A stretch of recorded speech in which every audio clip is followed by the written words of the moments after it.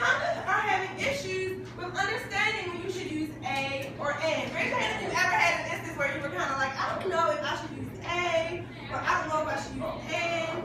Okay, so what I'll be doing today is I'll kind of be going over back to basics, right? I'll be going over some of those essential skills you need to know to write. And give me an original reason why sample 2 is better, Robert? Sample 2 actually gives more information. It actually uses textual info to help assist the statement.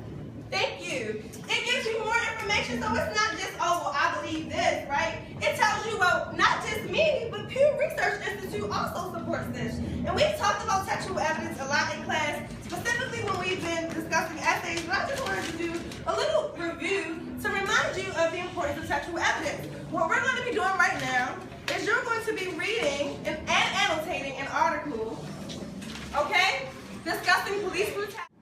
If like my Jay was saying how blacks are killing each other, that's true.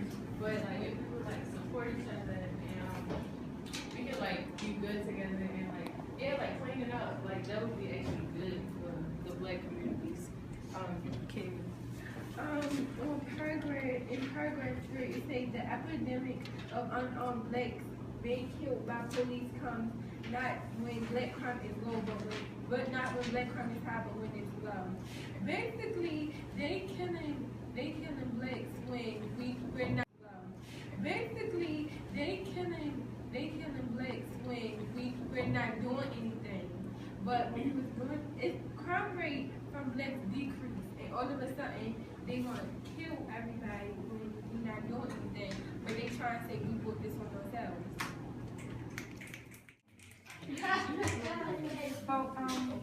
Let's go to part 2. Thank you, Kristen. Part 2. The 6th paragraph.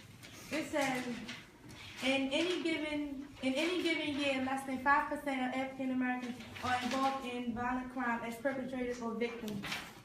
That quote stood out to me because people don't understand the truth about black people. Well, that's probably not the most reliable resource, but people are very judgmental towards black people, and they don't really see what it really is, and they just kill people for no reason. Oh, again.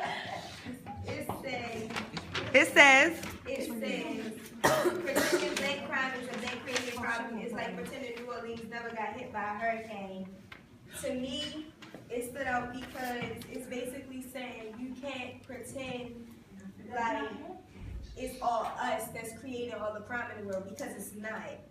And it's like, Okay, can someone else expand on what she's saying and help her out a little bit? What is she saying about the meaning of that? So if we just go to New Orleans, right, and we look at the results, what are we not looking at? The what? The thing that caused it. So how does that relate to crime in black communities? We're not looking at who is causing the crime, like who's making the crime happen. We're just looking at the outcome. right, you're just looking at the outcome of the situation. Okay, can you raise your hand so I can hear someone's perspective? Troy? They're not paying attention to what created the crime. They're paying attention to what the results came. Like, if you grow up having all of those advantages, like it says, it is easy for you like to do the right thing, because like, what are you going to do this day? Like, why do you need money if your family already has it? Migrants. Because I feel like we have the same opportunities as anybody else to strive. We have the same opportunities to go get jobs as anybody else. Like Barack Obama, black, and he went against a white man, and he became president. We all have opportunities as black people to strive. And we all can strive together. If we get together and clean up our neighborhoods, our neighborhoods can be just like white people. And we can put money back into ourselves, just like white people do for each other. We don't put money in ourselves. I want to elaborate on what Vernon said earlier about how he didn't ask to come here. And I want to also say, like, from another point of view, maybe from a white point of view, it might make a lot of people mad because y'all had a lot of opinions, but yeah. We see, as a society, we're reckless, savage most of the time, and yeah, ignorant, but when you think about it, we already had the highest intelligence, and it's also an issue we're not talking about, like white supremacy. So we can sit and talk all day about how white people is beating on us and is trashing our name and all that stuff. We trashed our name partially, and they already believe they're better than us, and we're proving that point. And like, we not taking a political point of view, like we taking an angry black person point of view. We're not cleaning up communities and going to meetings and stuff to talk about this. No, we're doing protests and destroying more stuff, proving that point more, instead of defeating the bigger issue, white supremacy. What is white supremacy? White supremacy is the belief that the white people have, not the racist, but that they are supreme compared to us. We are below them. Okay, so the belief that they're superior. And how does white supremacy play out in our society? Like, how is there evidence, Kira, of white supremacy in our society? Okay, the evidence in white supremacy is in the media because if you look at the government, you look at the media, most of it is controlled by the white man, and they portray black people as savages. So of course, that's what we want to be: monkey see, monkey do, basically. So you're saying that blacks buy into this image of themselves portrayed by whites? Yes. Okay, interesting. Call on the next person. She said, "What do white people see?" And at the first paragraph on part 2 on the back, it says. First paragraph in part 2. On the back. On the back. On the back. It says, people trapped in a poor and dangerous slum cannot depend on authorities to keep them safe. They say slum, and when I see slum, I think of Behind the Beautiful Forevers, and Anawabi, and that means everything there is dirty and trifling, and they calling our neighborhoods dirty and trifling. And so if they see that, how come nobody won't help us then? How come nobody won't donate whatever? Well, poor and dangerous too. It don't have to be poor and dangerous, because if we have the respect that we deserve, it won't be poor and dangerous. It's slums everywhere. All right, but yeah, want to go out with a bang. Number one, you push a person far enough, they will do desperate things. Blacks have been pushed. We definitely have been pushed over the edge. White people, they sit in their house and they get to come home and say, Mom and Dad in the same house, not divorced. That's a love. So when you're not pressured, when you're not hungry, you don't do desperate stuff. Black people is desperate sometimes. Like when you go home, you don't got nothing to eat, they gotta do to get food, whether it's good or bad. The side chatter stops. But yeah. So when you're desperate, you do things whether it's good or bad just to survive. When they say they be selling drugs and stuff. But yeah, also I'm gonna go back to the statistics on part one. Part 1. Alright, so it says, so I was doing a little comparison and I saw that the greatest percentages of violence was when they was hurting themselves. 90% of blacks. That's almost 100. That's almost all of us. So maybe it's because we hate ourselves that we kill each other and all of that stuff because of the perception that the white man has shown us. Also, it says 80% of white, 83%. That's a lot. They also kill themselves too. So this shows that maybe, or I'm just saying this as my opinion, that both of us are capable of right. So I want to agree with Christian because we do know what happened between Arizona and Mike Brown, but what actually set this all off a couple years ago, which was the Trayvon Martin case. Trayvon Martin case was set off because Trayvon Martin wasn't doing anything. But then that's what set off with the police brutality. But that wasn't good. That he wasn't. Hold up. Well, true. That's still. Thank you for that example. Call on the next person. Call on Robert. Yes, thank you. Actually, I gotta agree with you, but it started before that. It started with Oscar Grant at Fruitvale Station. He got shot by the police officer on New Year's Day. Like, who gets, like, that's overboard. He wasn't actually doing anything. Well, he fought on the train, yeah, but he still didn't do anything. And Okay. I wasn't done. Oh yeah, and on part 2, if you guys can look real quick, it says that the vast majority of blacks are not criminals. Less than 5% of African Americans. Second to last. Yeah, second to last. Less than 5% of African Americans are involved in violent crimes as perpetrators or victims. The fact that blacks make up a large share of the violent criminal population gives many whites the impression that violent criminals make up a large share of the black population. but they don't. What you say?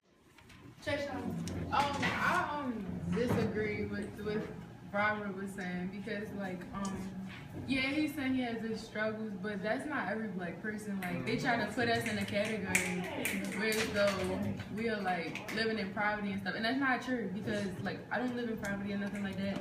Like I live in like a middle class house, and they try to put us in one category. Like that's not true. Like everybody has their struggles, not just black people, but. So I had to like talk on what Majay and Vernon said about like how blacks live and stuff, because I mean I live in like a quiet part of Baltimore, and like I used to live with both of my parents, but they got divorced, and like I know you have your parents together, but I don't have my parents together because I have to like live with my mom, and like she struggles every single day just to make sure she can like at least get food on the table, at least like actually go to the store and get some stuff, because she doesn't always have money to go buy stuff. And Mike Brown was not just walking down the street with earphones in his head. He did something. He did something. He did something. He stole something from a store. He committed a crime. So the outcome just got like, but who started it? He did. So we cannot do that. So, Call the next person.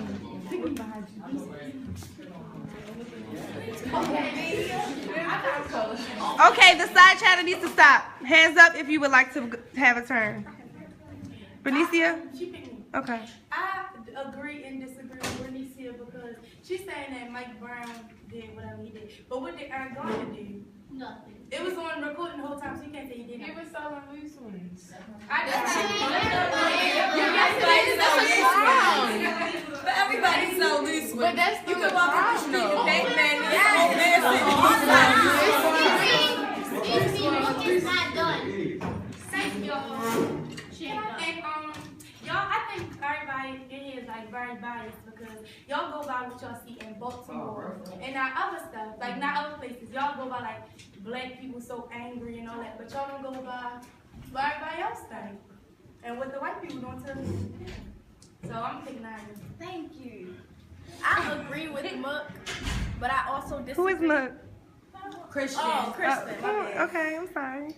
I agree because when black people commit crimes, they quick to say it's white people's fault, it's their fault, and we should blame them. But no, that's not so the case. Oh yeah, and then there's another, and this is the last thing, because like, you know how they always want us to be in jail and stuff? Like they want us to be in jail because they don't want us to like keep going, reproduce, and like actually have more people, like have more families and stuff. They want to separate the people from like their personal lives, and people who did absolutely nothing actually get sent to jail for over nothing, well, stupid things.